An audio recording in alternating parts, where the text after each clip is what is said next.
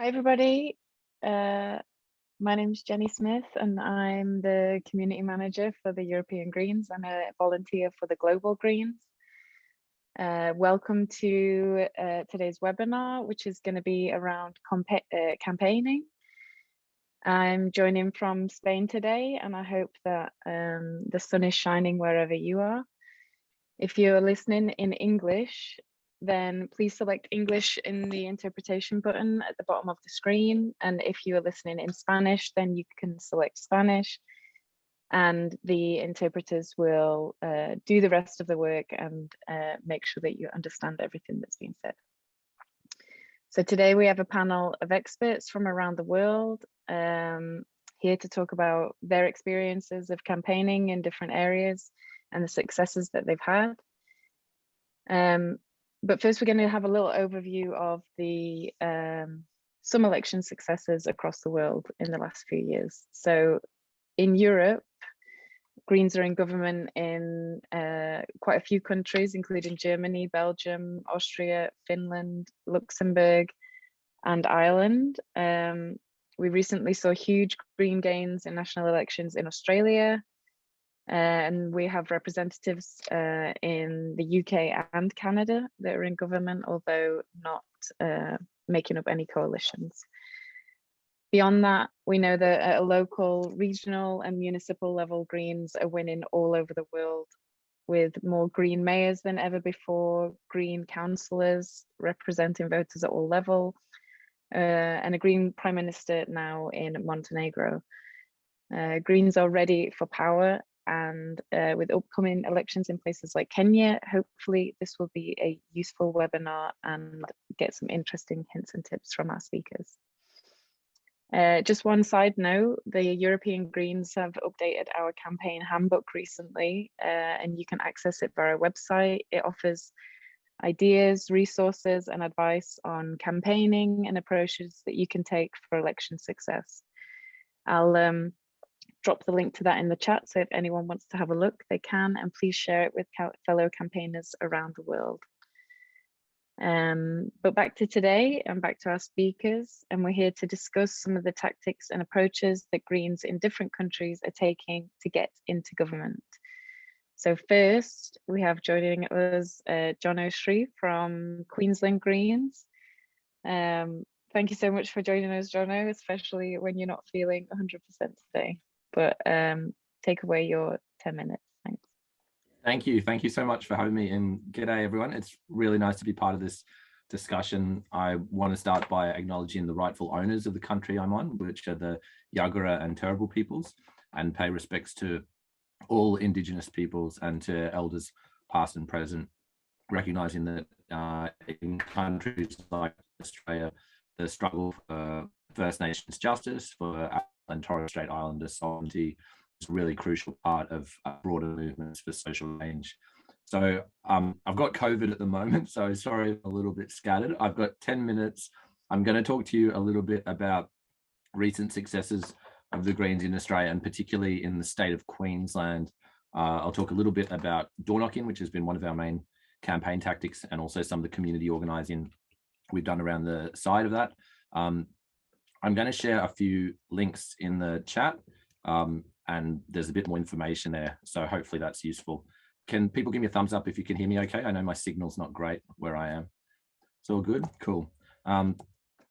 So for those who don't know, from about kind of the 2013 federal election, the Greens in Australia were probably stagnating or struggling a little bit. Certainly in the state of Queensland, our vote had flatlined.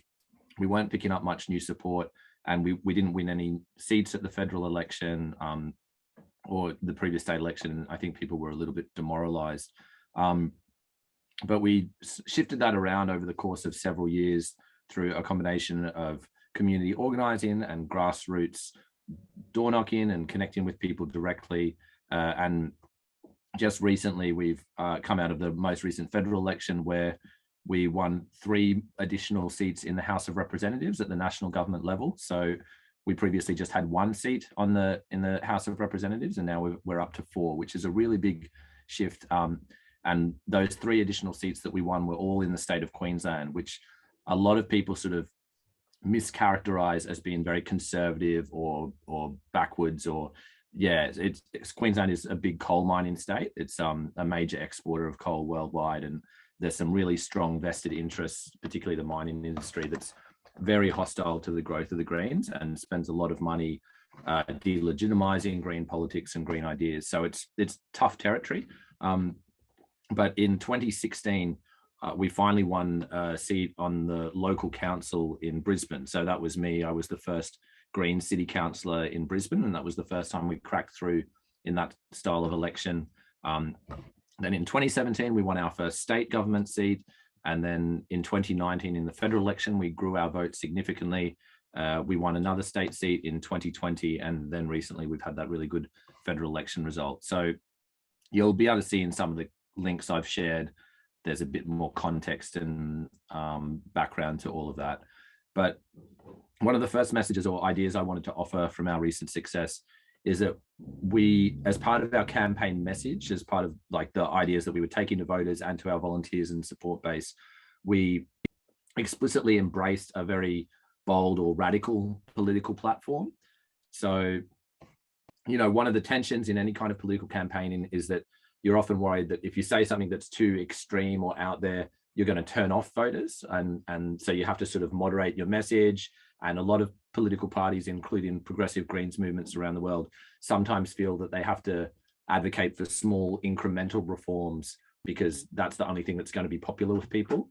Whereas what we did, particularly in Brisbane, and then scaled that up to Queensland, and now that's sort of been adopted at the national level, is taking a more kind of robust policy platform where we call for really big ideas, you know, things like universal free childcare and mass construction of new public housing, and some of the stuff that honestly a lot of European jurisdictions already have, like free university education, but that's a radical idea here in Australia. But talking about those really big ideas rather than taking like a small target strategy. And we found that that's a much more inspiring message for our volunteers and our core supporters. And so if your volunteers are inspired and are excited about campaigning for you, that means you can recruit more people to be active on the ground and in turn reach more voters. Whereas if you take that really reformist position and say, oh, we have to negotiate over this little incremental outcome, it's not very exciting for people. So we've definitely embraced a sort of strong utopian radical politics here in Queensland, and that's been serving us quite well. And I attribute a lot of our electoral success to that stronger message. On the ground, we've basically done a lot of like one-on-one outreach with people, and like I'm sure lots of you are familiar with the concept of going door to door and talking to people one-on-one. That's not a particularly new thing, but what we've, I think, done quite well in Queensland is focus our door knocking on not being too preachy, not ramming ideas down people's throats, and instead having really open-ended conversations that are non-judgmental, where you go and knock on someone's door and you say, hi, I'm here from the Greens, but I'm not here to tell you what to think. I'm here to listen to what you have to say and to listen to what's important to you. And that kind of approach allows us to connect with people more directly. It sort of breaks down that natural cynicism that people have towards political parties. And it's also a more accessible form of door knocking and campaigning, because even relatively new volunteers can do that sort of thing. You don't have to be trained in the detail of all the Greens policies or like a real political expert to have those kinds of conversations. The other thing that has, I think, characterized our successful strategy here has been a strong emphasis on political education. So we have lots of forums and discussion spaces, some within the Greens as a party and some that are organized by allied groups or other community organizations that we'll participate in. But really spending a bit of time and energy both on social media and via public face-to-face forums where we unpack our political platform, where we basically skill up and educate our support base so that they're better able to understand and describe our politics and our vision to other people. And that's kind of gone hand in hand with that door knocking, where at the end of each door knocking session, we might have 10 or 15 volunteers going out into a suburb, door knocking, talking to voters. Afterwards, they'll come back and they'll have a long debrief and they'll say, oh, this is what I heard at the door. What were you hearing? What did you say to that? Oh, what do you say when someone else says this? So kind of unpacking those conversations and learning from each other. And that political education has been really good for volunteers, because they then develop those skills of having effective political conversations that they can then translate to other parts of their life, to community groups, or to talking to people on election day, or whatever it is. The other, I think, thing we probably did quite well, but is a little bit underanalyzed, is that in building up from the local council level to the state to the federal level, we did a lot of different kind of community event organizing and project organizing that wasn't directly focused on an electoral outcome. It wasn't specifically about winning votes. And there are a couple of examples or links in the chat that I've shared of some of those projects. But for example, for several years before I got elected, and then even after I got elected and became a city councillor, we organized regular free music and art nights where people would just get together under a house and musicians would play, and there'd be a little visual art gallery, and we'd have a little bit of maybe an announcement section or a little bit of political discussion woven in there, but it really wasn't the main focus. The main thrust was just bringing people together. And sometimes we would get 300 or 400 people along to those events, and they were happening on a Monday night. So we were actually kind of targeting the demographics of people who maybe they work in hospitality, so they might work in bars or restaurants on the weekend, and then on the Monday night they wanted something to do, and they'd come to those events we call them roving conspiracy. So there's a link to one of those old events in the chat as well, just so you can get a flavor for it. But putting on those kinds of community nights for people to come together was really powerful. And in the early days was a bit of a recruiting base for volunteers and supporters. We've also, more recently, since I became a councillor, been able to put a lot of energy and resources into projects like urban farming and community gardening and that sort of stuff, but in a way that is sometimes somewhat antagonistic to state oppression. That's probably putting it a little bit strongly. But for example, some of you would have experienced, you might want to set up a community garden or an urban farming project in a public park, and maybe there's a very bureaucratic council or government administration that's really resistant to that. And that can really slow things down and discourage people. Whereas we just said, oh, we're just going to ignore the rules. So it was essentially guerrilla gardening, doing things without permission, setting up big community gardens, and then, like letting the community defend them if necessary. But it kind of meant that when COVID hit and when there were some interruptions to food supplies and people had lost income, we were actually to some degree able to use some of that produce we'd been growing in the urban farms and give that away to people who were struggling. So that was really powerful as well. And so lots of little projects like that hang off the side of our electoral organising, which I think give us a depth of reach into the community. So I think I don't want to go on for too long, but I think we've managed to strike a good balance of staying connected to social movements without trying to take them over, working with people on the ground to build up community projects and organize local events and campaigns that matter to people's day-to-day lives, while also having really effective door knocking and outreach strategies as part of our election campaigns. So yeah, in my local council seat, I represent about 50,000 people. And when I first got elected in 2016, in that election, we had about 1,000 conversations with people at the door, good conversations, not just, hi, how are you going? And then getting turned away. Then in the most recent state election, we managed to have 10,000 conversations in the same area. And now in the recent federal election, we scaled up to 30,000 conversations in that one electorate. So we've been able to build and grow the volunteer base to the point where we have hundreds of trained and experienced door knockers and campaigners who know the Green political message really well and feel confident talking about it. So I think, that's a really rough, broad overview of how we're going. And obviously there are a lot of challenges. Australia is still very hostile to Green politics in many respects, but we're excited to be picking up a little bit of momentum after spending several years not seeing much growth. It's really nice to have a few big wins and have something to celebrate. I'm looking forward to the rest of the discussion. Thanks for listening. Thanks so much, Jono, and totally agree. Coming off the back of a successful election campaign, there's nothing really like it, I don't think. Some of the points that you made were really interesting. I think about having a robust, let's say, campaign message that people want to engage with and they're excited about, something that's different to the diluted narrative that we see regularly in green politics and politics outside of the green world as well. Inspiring volunteers, you know, upskilling and educating those groups so that you create this amazing volunteer workforce that can spread the message on your behalf. I think distributed communications is the future of you know, green politics, and trusting our supporters to share that message on our behalf is amazing. So thank you so much for joining us and taking the time. I appreciate it. I'm sure, just as a reminder, that anyone listening can drop questions into the Q&A, and when we've got time at the end, we'll make sure that our speakers get those questions. So next, I think we have Marta from Colombia, who's here to talk to us about their recent election success. Marta, ¿estás aquí? Bienvenido. I think that we have you. Okay, amazing. I think you're still on mute. Hola, buenos días. Perfecto. Ya, Okay, we can hear you. comienzo. Ok. Todo bien.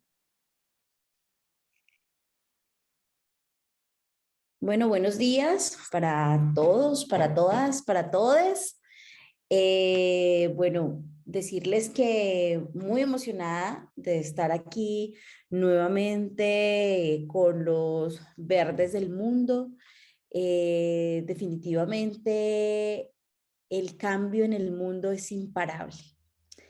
Cada vez más la gente, la ciudadanía, los ciudadanos del mundo, las ciudadanías libres, son más conscientes de la necesidad de votar por políticos que creen en nuestra causa, que creen en que es necesario transformar el mundo, cuidar la casa común y generar políticas económicas que no afecten esa casa común, esa casa grande.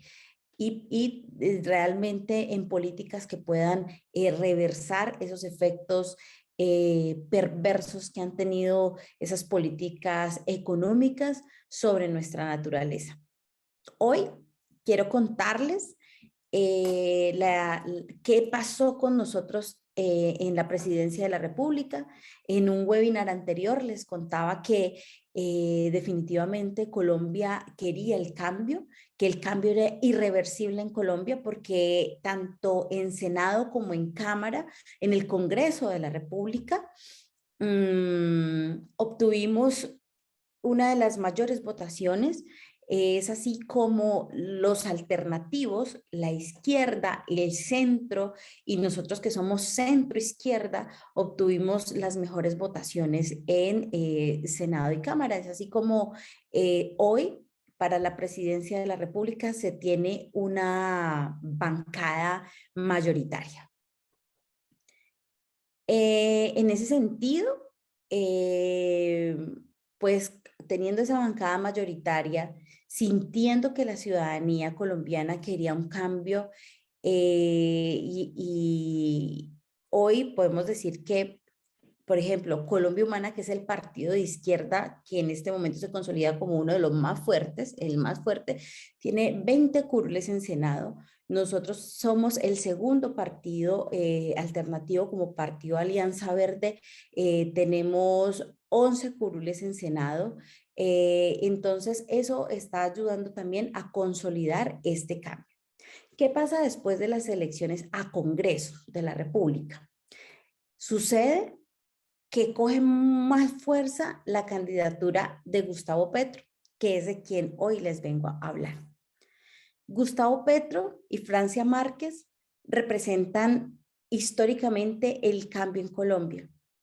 Francia Márquez, una mujer afrodescendiente de mi territorio, caucana. Esta mujer es una activista ambientalista. Se ha enfrentado a grandes multinacionales mineras que han asesinado a muchísima gente en su territorio. Es de un territorio muy pequeño que se llama Suárez, Cauca, es un municipio muy pequeño. y se ha consolidado como un símbolo de la lucha ambientalista en Colombia. Gustavo Petro, por su parte, es un hombre de izquierda, es un hombre que viene de ser desmovilizado de una guerrilla muy vieja que se llamó el M-19, y esa guerrilla con la desmovilización generó la apertura democrática y se crearon nuevos partidos de diferentes tendencias y diferentes sectores, y eso sucedió en 1990 con el sueño de, por supuesto, que esa guerrilla pudiera tener escaños en el Congreso, ser alcaldes, gobernadores y demás. Y de hecho, el partido Alianza Verde, mi partido, viene de ahí, de ese partido que se creó con esa firma del acuerdo de paz. En este sentido, tengo que también decirles que venimos de una crisis gigante, donde el año pasado la ciudadanía se movilizó muy fuertemente contra políticas neoliberales que estaban acabando con la vida de nuestros campesinos, que estaban exterminando a quienes cuidaban el agua, la vida y los territorios en Colombia, pero adicionalmente contra una nefasta reforma tributaria que iba a empobrecer más a los pobres y a enriquecer más a los ricos. La ciudadanía se movilizó de manera muy grande, muy fuerte en todo el país. Y la respuesta del gobierno actual fue la represión. Tuvimos muchos muertos en Colombia y sobre todo muertos jóvenes. ¿Esto qué significó? Significó que la gente se dio cuenta que este tipo de políticos y ese tipo de políticas jamás iba a atender los llamados de la ciudadanía, los llamados justos y los reclamos justos de la ciudadanía. Y es ahí entonces donde esta candidatura de Gustavo Petro y Francia Márquez, activistas ambientalistas, toman mucha fuerza, muchísima fuerza. Y entonces ellos comienzan a recorrer el país. Y con una acogida gigante, Tanto así que en la primera vuelta más de 8 millones de colombianos votaron por esta apuesta. Y en la segunda vuelta, que fue la definitiva y la ganadora, más de 11 millones de colombianos y colombianas permitieron que el centro, la izquierda y todos unidos pudiéramos llegar por primera vez en Colombia a la presidencia de la República. Pues, ¿me puedes ayudar a cambiar la diapositiva, por favor? La imagen.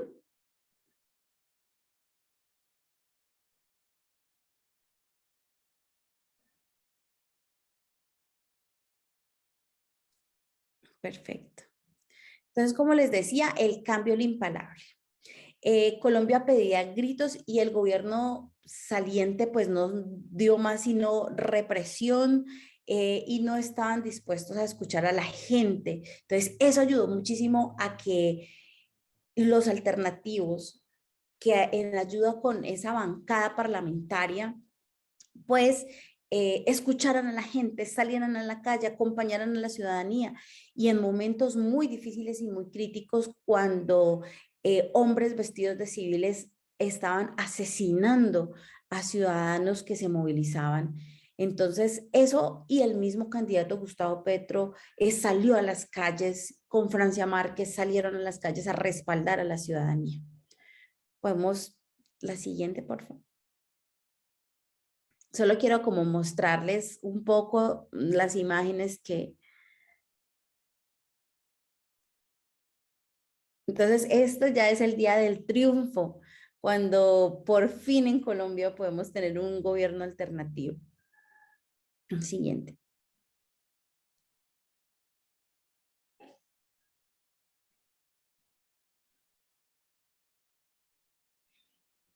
¿Cuál fue, digamos, la bandera? La bandera de esta campaña fue el cambio por la vida. ¿Y por qué el cambio por la vida? ¿Y por qué los verdes precisamente estábamos en esta campaña?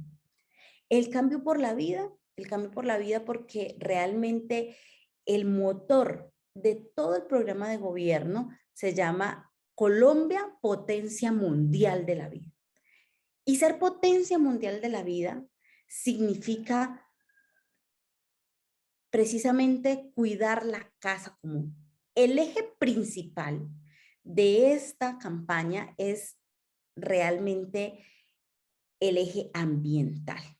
No fracking, no glifosato, no, digamos, generar políticas agrícolas que no sean agresivas con el medio ambiente, pero adicionalmente la lucha contra el narcotráfico al transformar la vocación agrícola de la tierra, el crecimiento de los territorios alrededor del agua y no por encima del agua, cuidar la casa común, la lucha contra la minería ilegal, pero adicionalmente ponerle el freno a las grandes mineras para que no acaben y no pues devoren nuestros territorios ancestrales, que son de donde vienen el agua, el aire.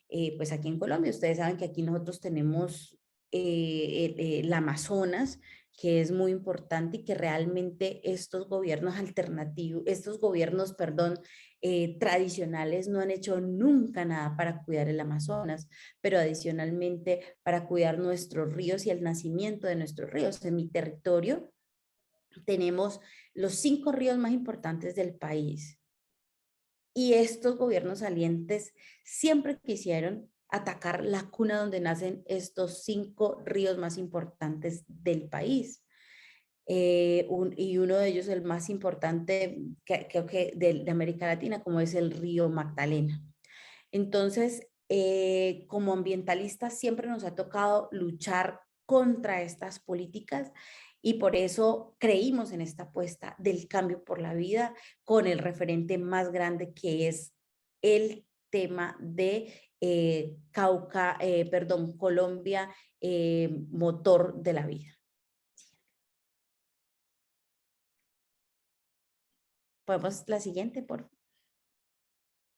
La campaña entonces definitivamente fue con la gente. Esta fue una campaña donde no hubo, perdón, donde no hubo dinero. Fue una campaña donde cada uno salimos a la calle a financiar, a pegar el afiche, a entregar publicidad. Pero esto fue, digamos, la generalidad.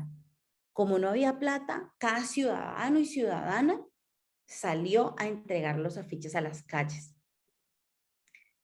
Entonces hicieron caravanas, que es con los carros, bicicletas a pie y entregar pues afiches muy bonitos de recordación para que la gente los pegara en la ventana, pero adicionalmente para que los guarde para siempre porque son afiches muy bonitos.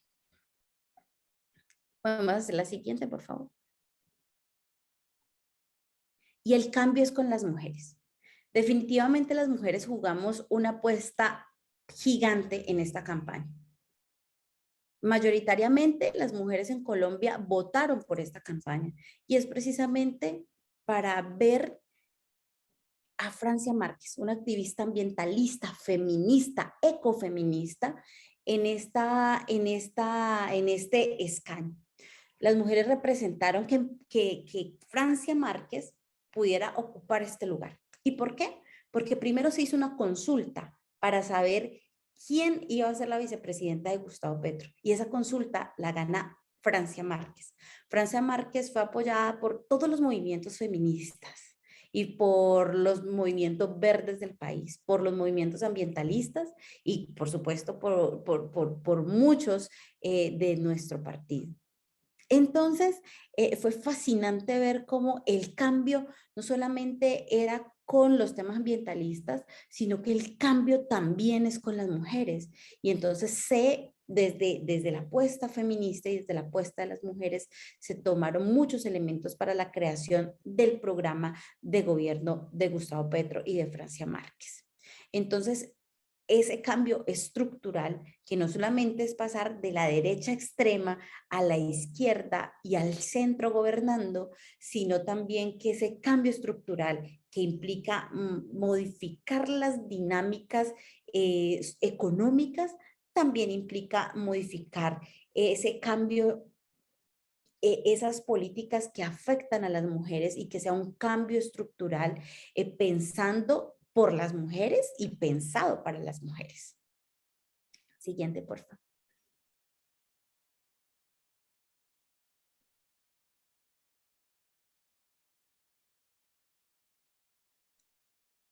Ahí está.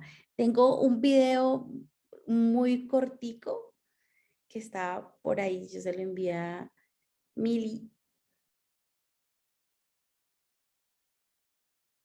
Pero mientras tanto les termino de contar. Fue una campaña fascinante. Fue una campaña donde la gente salía a las calles, iba a pedir la publicidad a la sede, ciudadanos que uno nunca se imaginó, incluso hasta gente de la misma derecha en Colombia se unió a la campaña porque realmente está cansada de políticas neoliberales o políticas que no les sirven a la ciudadanía. Digamos, en caso contrario a nuestro compañero de Australia, omitir, decir o moderarse en este caso no sirvió. Los candidatos moderados no les fue muy bien en las primarias porque la gente realmente quiere un cambio.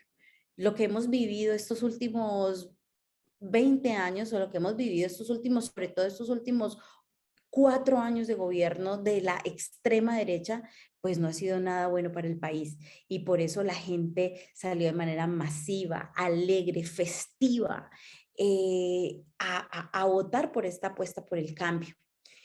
Nosotros hicimos todos los aportes frente a este tema ambientalista y hoy, pues que ya estamos a portas de, a un mes casi que exactamente de que empiece a gobernar este gobierno del cambio, pues estamos con muchas expectativas y toda la gente tiene unas expectativas gigantes frente a todo lo que se puede hacer.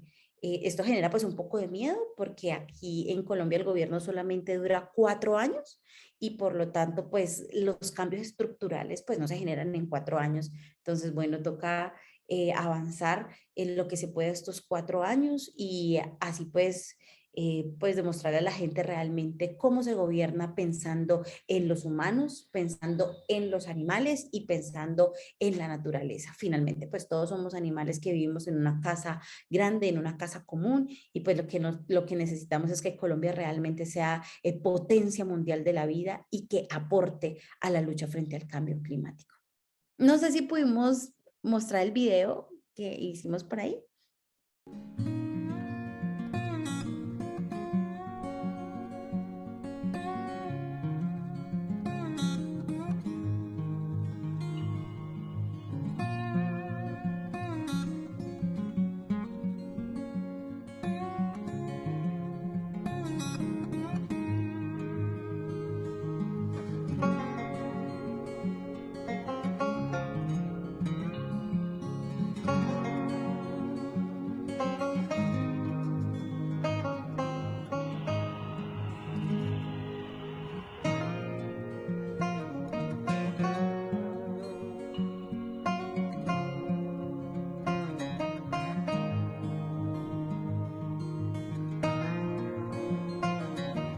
Sé que ustedes tienen que cultivar la paz, tienen que cultivar la lucha contra la pobreza, multiplicar la economía, no olvidarse, por lo tanto, jamás de repartir para asegurar la paz.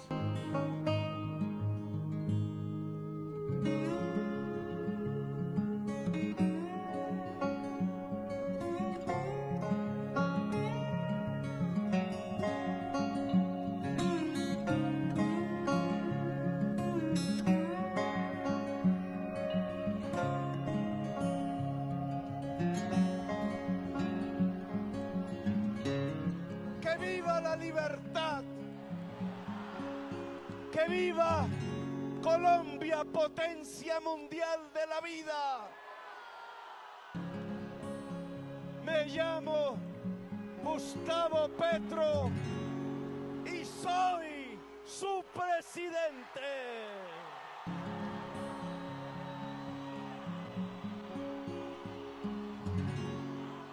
Thank you, Marta. It was a very inspiring story from Colombia and the feminist environmentalist movement that they have created by connecting with the people and being on the ground, and the results of these policies that people are seeing that are not serving them, and transforming the political system to something that better suits them and the world and nature and animals. So fingers crossed that the next 4 years is very positive in Colombia. Thank you for joining us. So our final speaker is Lukas Rieck from North Rhine-Westphalia in Germany, who I know have had a very successful campaign at the European Greens. We have been keeping a very close eye on that.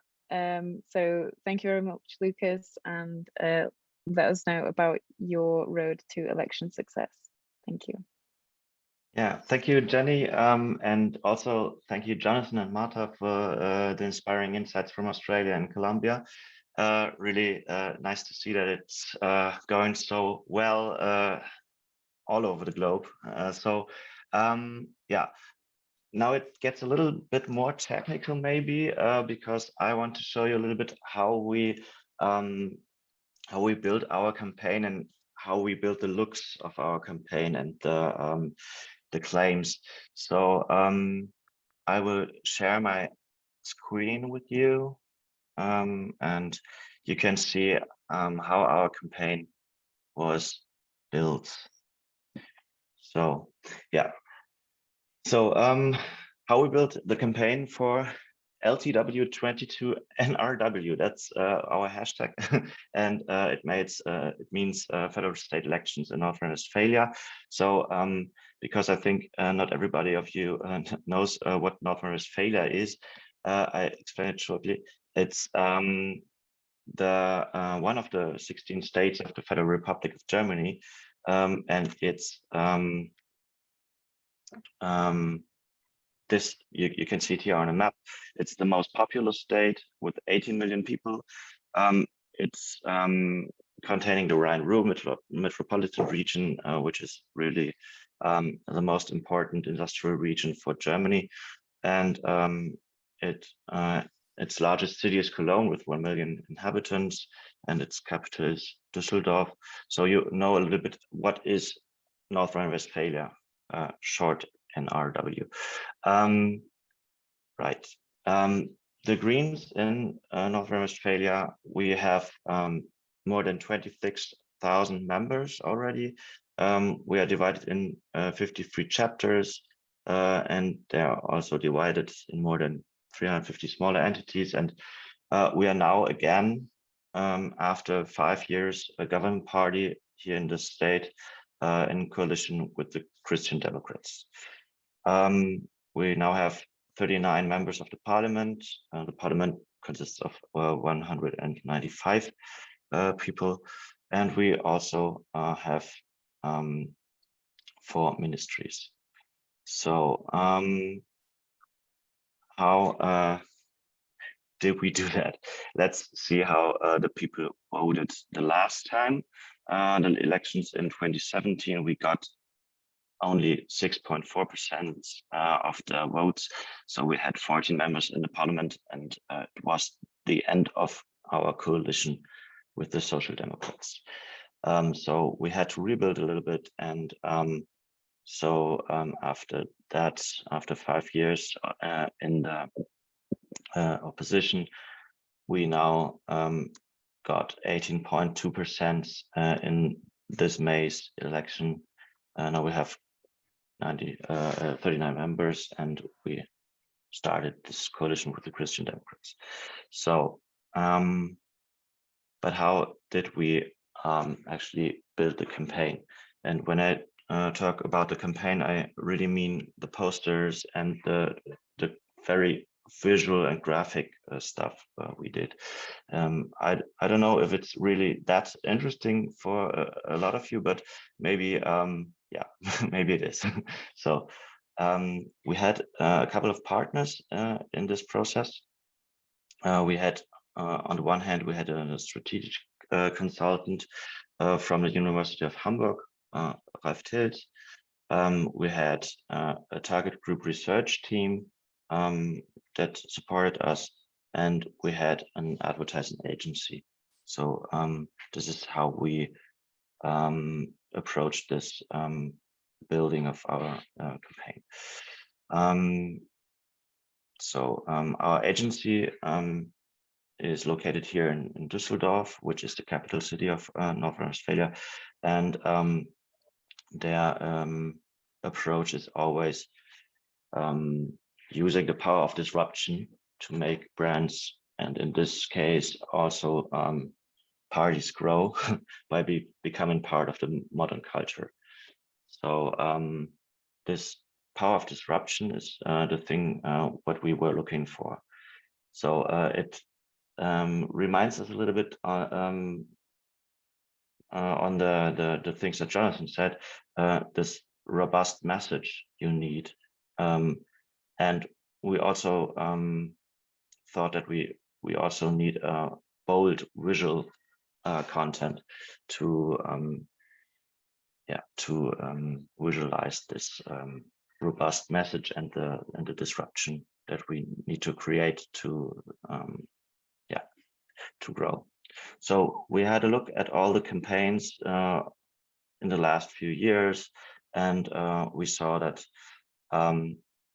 there were conventional campaigns for federal state elections. It was like tourism campaigns that call for courage, but do not look like courage or sound like courage at all. So they always say, oh, it's so beautiful here in our country, and let's preserve that, and that's good. And yeah, but we have to do something. So this is mainly what they all say, and we tried to do something else. So yeah, we did research with our focus groups. So we had a lot of different group interviews with target groups. All of them were potential Green voters. So we first asked them if they could imagine to vote for the Greens, and when they didn't, they we picked them for our interviews.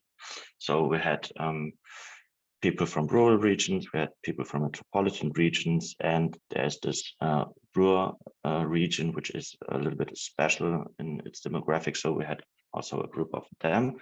And now we asked them, what are the most important political topics in North Rhine-Westphalia? What do you expect from politics in North Rhine-Westphalia? What do you think about the Greens here? What do you expect from the Greens? And do you know the personnel of the Greens at all? So we asked all of those questions, and then after that, we had a big we had a lot of paper and a lot of information about how do people in North Rhine-Westphalia think about us, about politics in general and stuff. So here are some quotes from that.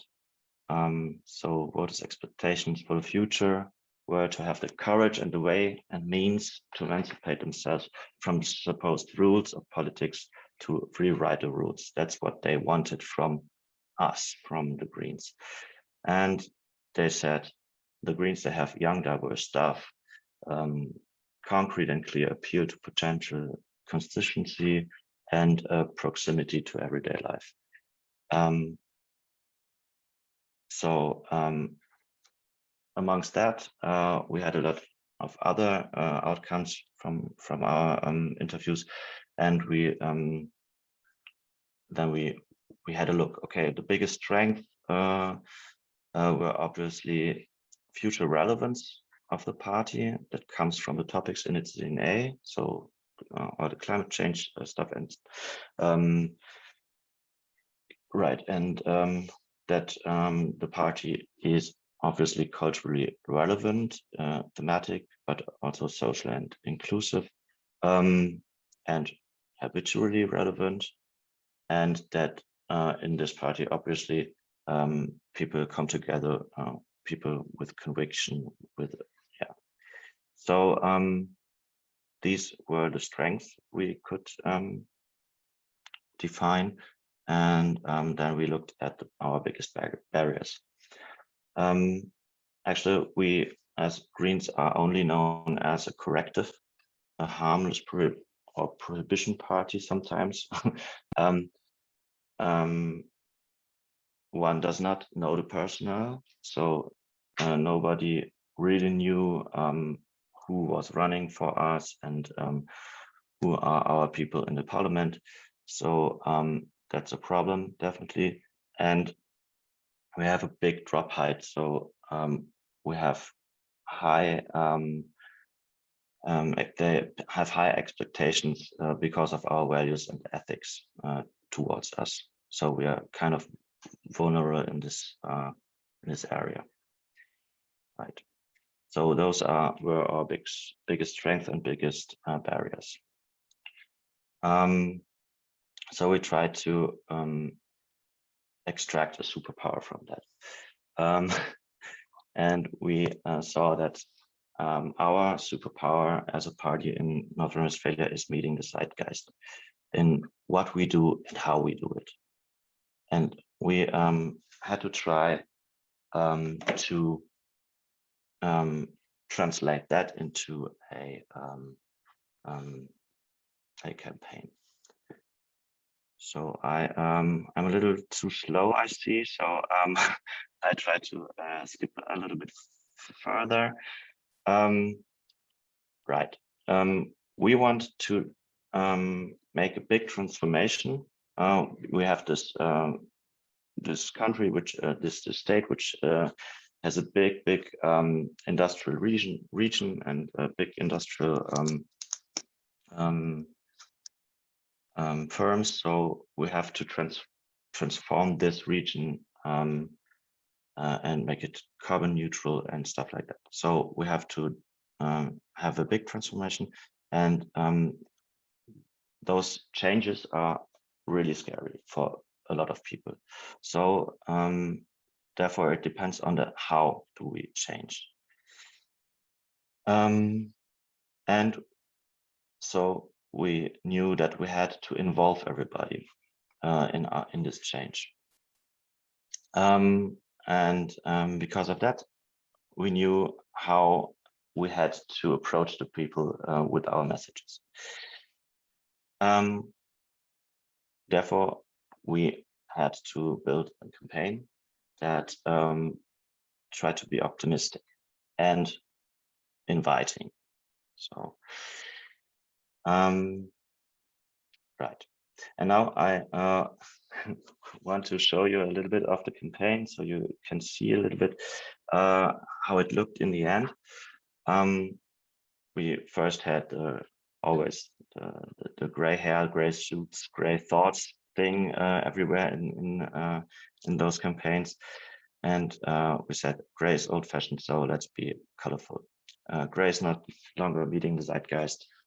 Gray just administers crisis, but we raise potentials, make it better, and everyone with us, let's get started. Let's make it green. So our claim was von hier an. So this means from here, from now on. This is the status quo in which we find ourselves. Green. So we offer green as a solution, and this was how our main claim was built. Right, and this is a little bit of our posters. You can see most of them are kind of using wordplay and sometimes rhyming. So it doesn't really it's not so easy to translate them, but you see, with us, trees come true. it rhymes with us dreams come true, and that's the same in German. So this is the wordplay here, and so we have a lot of those claims which were like taking known stuff and changing it a little bit, and so creating a interesting claim. Yeah. I just go through here quickly because yeah, this is how our posters looked like in the end.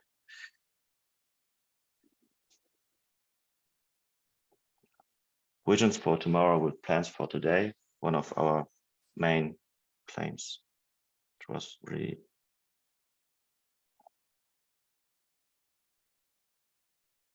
we also worked inclusive, like with this poster also. So this is how the campaign looked in the end. So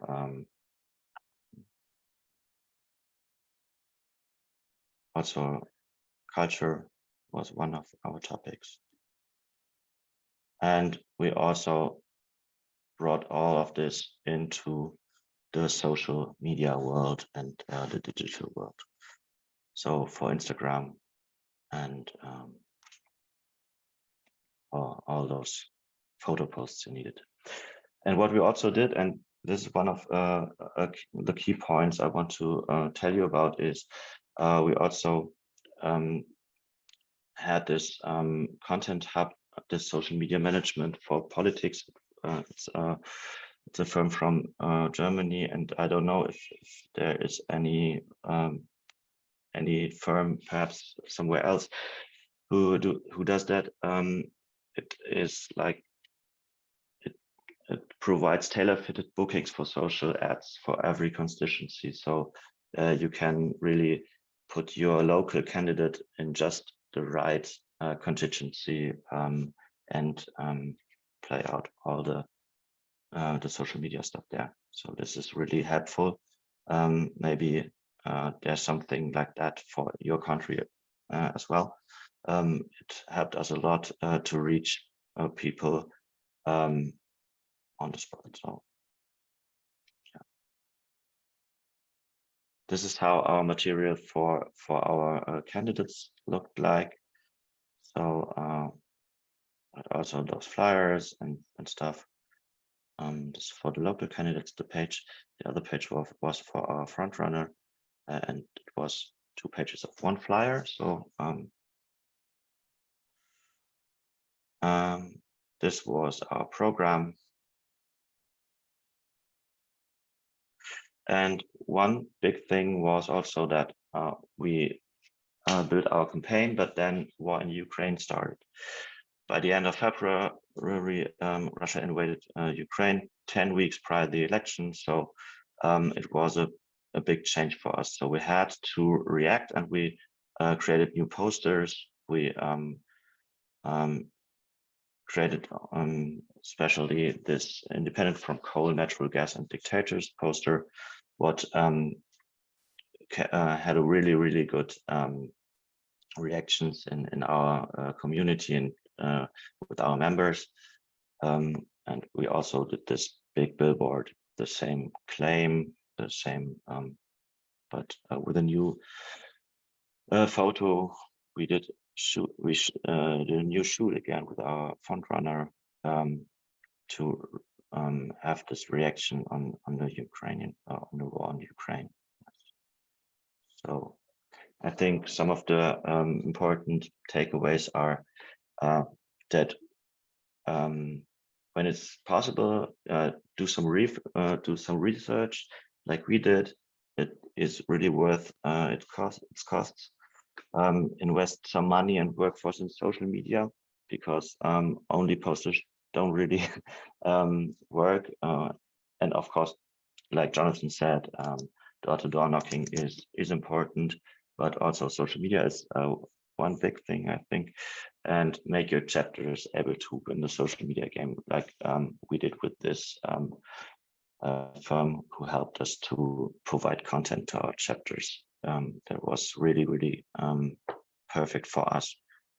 and of course be responsive to disruptive events in world politics, like we tried to be with the war on Ukraine.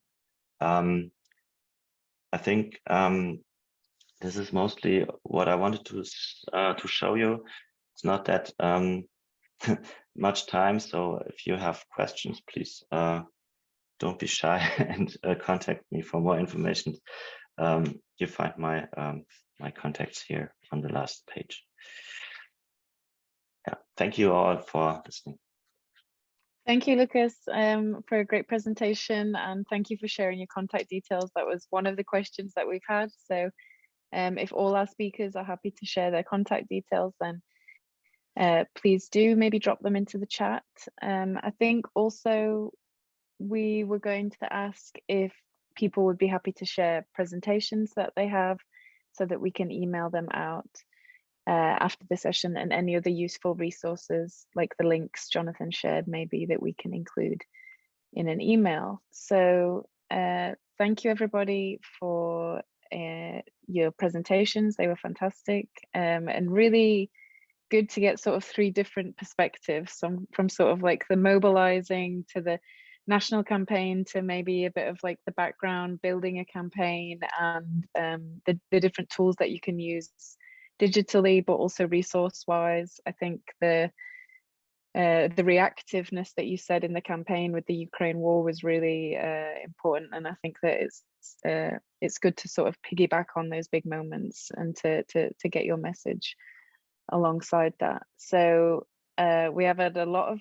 chat going on and a lot of conversation. So first of all, again, the contact details, include your LinkedIn if you can, if you have one. We had a question from Jono. So one of our panelists had a question for another panelist, I believe, on mining. So Jono, I don't know if you want to briefly give an overview of what that is, and then Marta, maybe you can respond, and then we'll move on to the other questions quickly. Yeah, thanks. So Martha, the question was basically about how you resolve the tension between green technologies and the demand for, you know, rare metals like lithium for solar power batteries versus the rights of indigenous peoples. I know this has been a tension for a lot of left-wing governments, where on the one hand they want to nationalize the benefits of mining, but on the other hand indigenous peoples don't want mining at all. How do you grapple with that as a movement?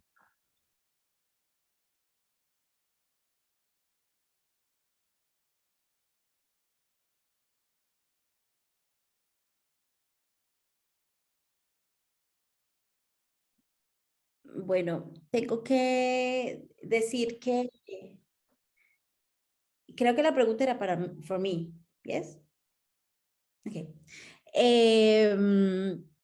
Debo decir que la apuesta de este gobierno, digamos, es eliminar los tipos de minería que son demasiado nefastos para el medio ambiente, como el fracking, por ejemplo, o minería a cielo abierto, que son demasiado dañinos con nuestra casa común y con nuestra naturaleza.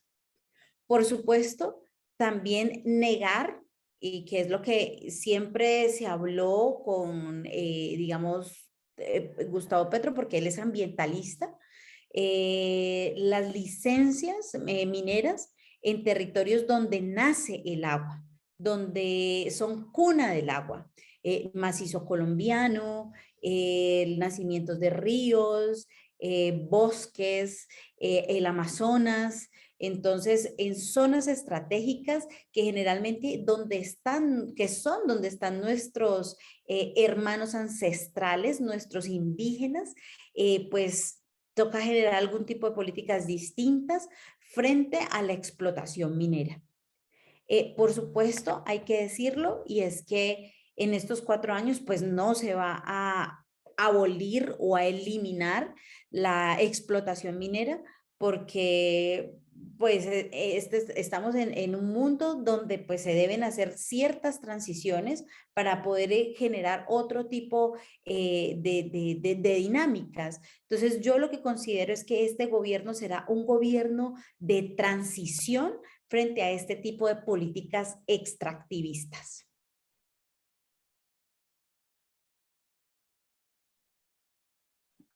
Thank you so much. Thank you for your question, Jono, and thank you for responding, Marta.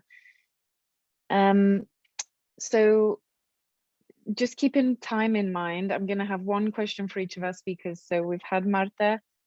Jono, I wanted to ask you a question that we've had in the Q&A around people know green policy. We're known for our green and environmental policies. How do we convince people that we have good business policy, labor policy, health policy, other things that people care about outside of the environment? Thanks. Yeah, really good question. This is a problem that the Australian Greens have struggled with a lot, because we're always seen as only caring about the environment and only caring about the trees or climate change. This election, we took a much broader platform.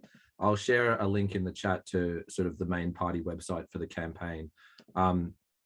You'll see that like the environment was definitely part of that, but we were talking a lot about workers' rights. We were talking about healthcare and education policy. So we didn't allow ourselves to be pigeonholed as purely caring about the environment in the narrow sense.